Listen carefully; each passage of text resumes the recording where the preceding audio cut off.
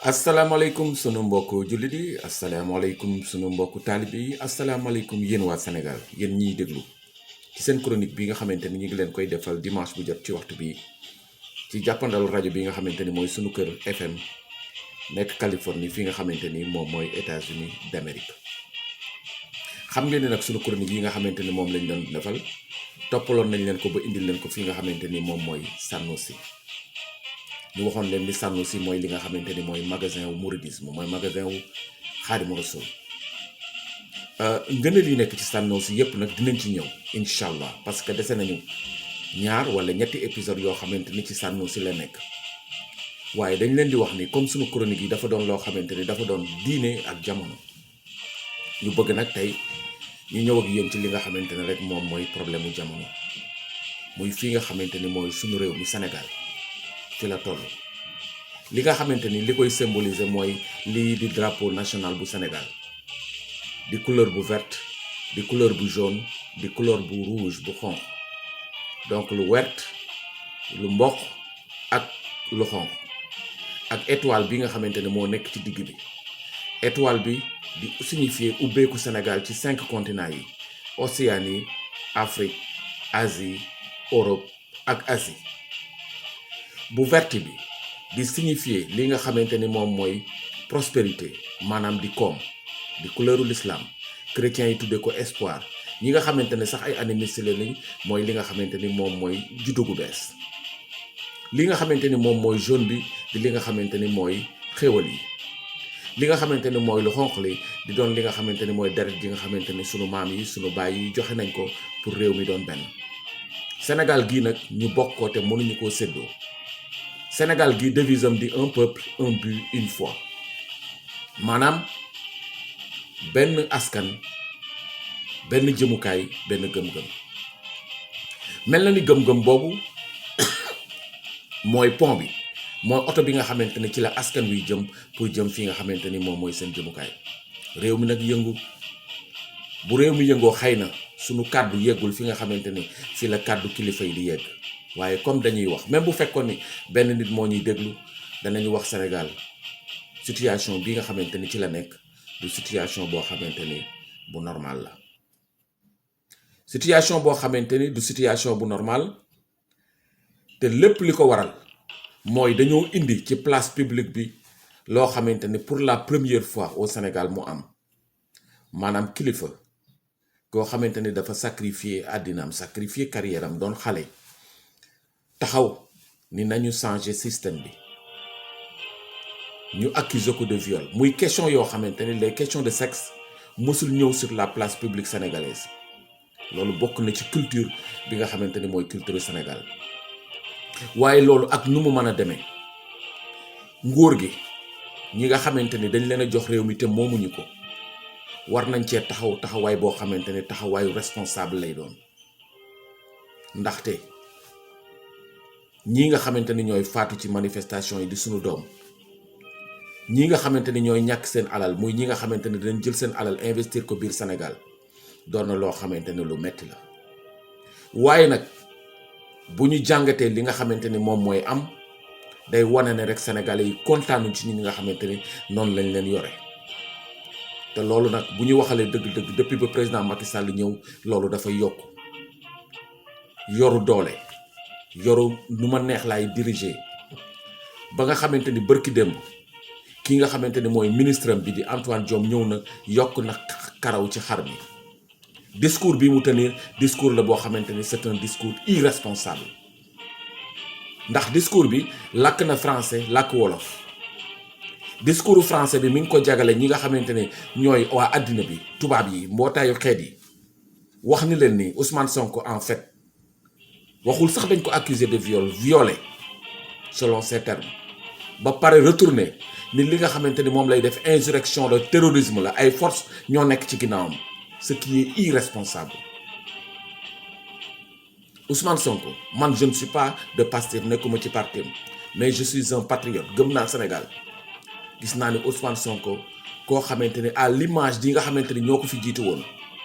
ci yoon boobu la nekk muy ñi nga xamante ni c'est les vrais patriotes yi taxaw défendre Sénégal dama toog ak Mamadou Dia benn jour ces derniers moments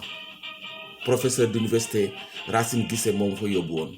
ma dem fekk mu tëdd ci lal bi c'était ce dernier moment il m'a donné un conseil il m'a dit hey, nous avons tenté mais c'est à vous la jeunesse de relever le défi. Billahi Mamadou Dia m'a dit ça. Il m'a dit ne soyez pas cette jeunesse du tintamarre et du brouhaha. Restez fidèles aux valeurs du Sénégal. loolu ñoom Mamadou Dia ci la gi nga xamante ne moo Ousmane Sonko nekk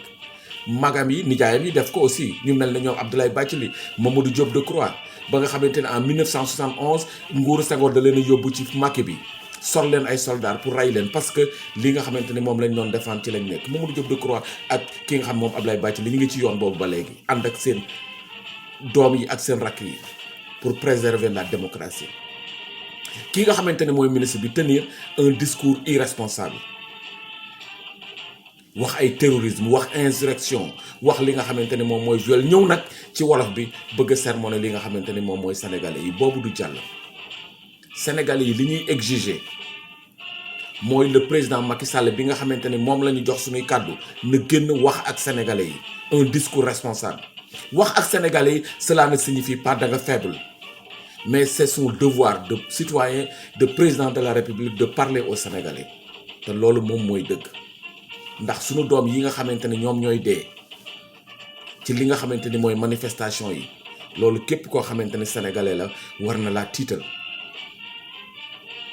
ensuite ministre bi ñii nga xamante ne ñoo nekk ci biir policiers yi yor seeni ay chaîne yor seeni yat di dóor xale yi ministre bi ubbiwul génne mu teg ci ñooñu duñu ay policiers ñu leen di wax les marrons du feu di ay nervis yoo xamante ne pouvoir bi moo leen jël boole leen ak police bi nag ñi ngi leen di fàttali seen histoire nañu rappelé wu janvier 1987 bi nguuru Abdou Diouf jëlee ñaari policiers condamné leen dafa jaral policiers yi ñu marche Sénégal ba nga xamante ni keroog bu dul woon ak intervention gendarmerie guerre civile mun na am lu tax policiers yi marche parce que nee nañu ñi arrêté woon ba tëj leen 1 an de prison c'était injuste. ba xam ngeen la ca xew le jeune commissaire Cheikh Sadibou Ndiaye directeur de la sécurité publique bi Jean Collin convoqué woon fi nga xamante ne mooy palais il a défendu son corps ni li ñu def du normal Jean Collin ni ko waruma wax ngay wax mu wax deuxième réunion bi ñu convoqué ko mënu di dem ñu jëli ko de force ci jour boobu la ñu yàq otoom fomenté ko mu dee ci accident sur la corniche policiers yi nañu fàttali ko loolu ils défendaient leur corps donc aujourd'hui ils doivent défendre le peuple ci lii nga xamante ne moom mooy agression nañu waxtaan ak xale yi discuter ak ñoom ba trouver des terrains d'entente pour que nit ñi mën a génn seen mécontentement ci li nga xamante ne moom mooy normal di fàttali nag Sénégal réew mi nga xamante ne moom la ñu bokk maa ngi koy rappeler ñëpp Macky Sall moomu ko dañ ko jox pour un temps bien déterminé mu am la responsabilité de faire cesser toutes les violences parce que moom mooy président de la République du Sénégal. loolu moo tax tey jii ñu indi suñu chronique bi di wax ne Antoine Diome nit ñi soxlawuñu ko ki ñu soxla mooy président de la république te bu fekkee ni lii nga xamante ni moom président de la république waxu ko ci wax ji xale yi ñu ngi demander la libération de Ousmane Sonko ce que je trouve juste mais su arrêté wul lii deuxième mot d'ordre bi nga xamante ni moom mooy génn mooy président de la république na jóge ci pouvoir bi. te lii raam nag ci ñag bi la jëm gis nañu fi nguuru Léopold Sédar Senghor ñun bi ñu nekkee leader dans le mouvement étudiant de Dakar gis nañu nguuru Abdou Diouf gis nañu nguuru Abdoulaye Wade donc Sénégalais yi dara impressionné wu leen à la limite li gën a inquiété li war a gën a inquiété nguur gi tey jii mooy ñi nekk ci mbedd mi ay 16 ans ay 17 ans la ñu am loolu cax bu rëy la ci pour koo xamante ni yor nga nguur. donc ginnaaw bi ñu ñaanee jàmm ginnaaw bi ñu demandé yàlla sunu borom moom mi nga xamante ni moom moo yore jàmm yàlla na yàlla indi jàmm ci li nga xamante ni moom mooy réewu Sénégal waaye aussi yàlla na dugal ci xelam yàlla na dugal ci xelu ki nga xamante ni mooy njiitu réew mi mu am taxaw wax ak sénégalais yi ci li nga xamante ni moom moo xew ci réew mi. dama mas a dem un jour au Burundi en 2005 benn journaliste burundais ñëw ni day seet délégation Sénégal à Bujumbura ñu boole ko ak man il avait les larmes aux yeux il m'a dit j'ai remporté un prix dañ ma bëgg a may benn vacances pour ma dem Amérique France fu ma neex mais j'ai choisi le Sénégal le journaliste burundais ni ma pourquoi j'ai choisi le Sénégal parce que le Sénégal mooy un pays de paix de stabilité mooy pays boo xamante ne en Afrique c'est une lumière mooy pays boo xamante ni depuis 1960 amuñu coup d'état militaire les gens sont restés républicains démocrates je garderai toujours en mémoire loolu nga xamante ni moom la ma journaliste burundais bi wax di rappeler le président Macky Sall nañu àndandoo pour défendre li nga xamante ni moom mooy Sénégal te ñu bàyyi seen discours yi nga xamante ni moom la ñuy def discours trop aérien naan force restera à la loi te Ousmane Sonko ñu bàyyi ko mu dellu ci këram dellu ci ay activités parce que ce qui lui arrive il ne le mérite pas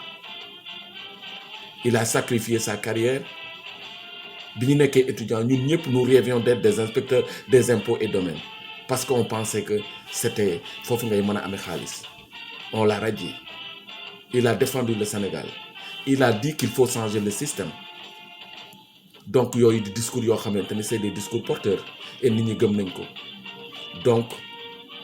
nous disons vive le Sénégal et que la démocratie revienne au Sénégal et que sénégalais yi mën a jëlaat seen réew yor ko ñi nga xamante ne noonu lañ ko bëgg a réew lii moo doon seen chronique bu tey di leen jox rendez-vous incha allah dimanche ñu delluwaat fi nga xamante ni moom mooy Sanosi jërë ngeen jëf mbokk yi.